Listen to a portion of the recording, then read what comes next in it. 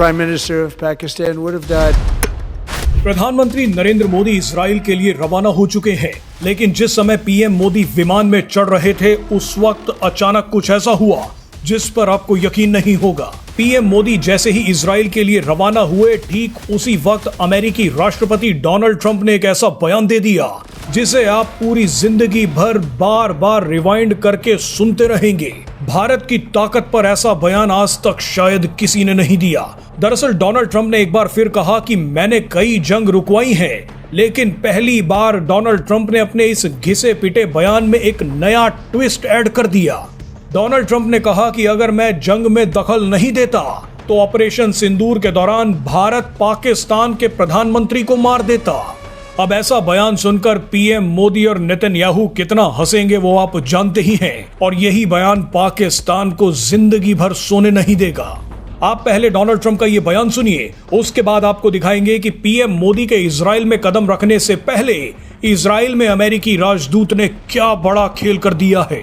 Pakistan and India would have been a nuclear war. 35 million people said the Prime Minister of Pakistan would have died if it were not for my involvement. Israel में अमेरिकी राजदूत mic Huckabee ने बयान दिया है कि Israel का जन्म ही इसलिए हुआ है ताकि वो पूरे मिडल ईस्ट पर कब्जा कर सके, पूरे मिडल ईस्ट पर राज कर सके। आप इस बयान के मायने समझिए, और मजे की बात देखिए कि ये बयान पीएम मोदी की इजराइल यात्रा से ठीक पहले आया है। माइक हुकाबी से पूछा गया कि इजराइल लगातार खुद को एक्सपेंड कर रहा है, नेतन्याहू तो ग्रेटर इजराइल के सपने देख रहे हैं, ऐसे में अमेरिका इस पर क्या सोचता है। इसका जवाब देते हुए माइक हुकाबी ने कहा कि ये सब कुछ इजराइल का ही है, fine if they take it all. यहाँ पर हुकाबी का मतलब है कि अगर इजराइल चाहता है कि वो मिडल ईस्ट पर कब्जा कर ले तो इसमें कोई दिक्कत नहीं है। जानकारी के लिए बता दें कि जब हम मिडल ईस्ट की बात करते हैं तो उसमें इजिप्ट से लेकर तुर्की का भी काफी बड़ा हिस्सा आता है। ईरान, इराक, सीरिया, सऊदी अरब, ओमान, संयुक्त अरब अमीरात भी इसी में आते हैं। आपको बता दें कि माइक हुकाबी डोनाल्ड ट्रंप के बहुत करीबी हैं। अगर मिडल ईस्ट को लेकर अमेरिका की सही में यही पॉलिसी है तो आने वाले समय में इजराइल का वो विस्तार जरूर करवाएंगे। अमेरिका की मदद से इजराइल मिडल ईस्ट का पूरा नक्शा बदल देगा।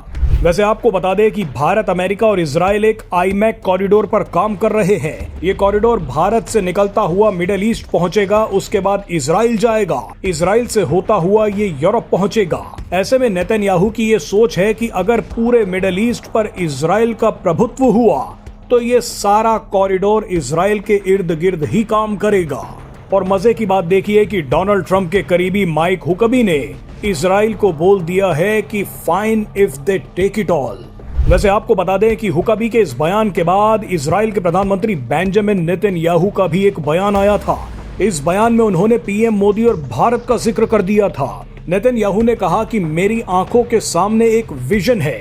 विजन ये है कि मैं मेडिटेरेनियन सी से लेकर मिडल ईस्ट तक एक नया अलायंस बनाना चाहता हूँ। इस अलायंस में भारत, ग्रीस, साइप्रस और कुछ अरब, अफ्रीकी और एशियाई देश शामिल होंगे। इस अलायंस का मकसद है सुन्नी और शिया कट्टरवाद से बचना।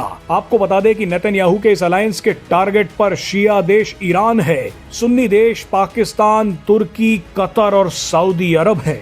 आपको बता दें कि नेतन्याहू इस तरह के बड़े बड़े बयान इसीलिए दे पा रहे हैं क्योंकि उनके पास व्हाइट हाउस की सोने की चाबी है।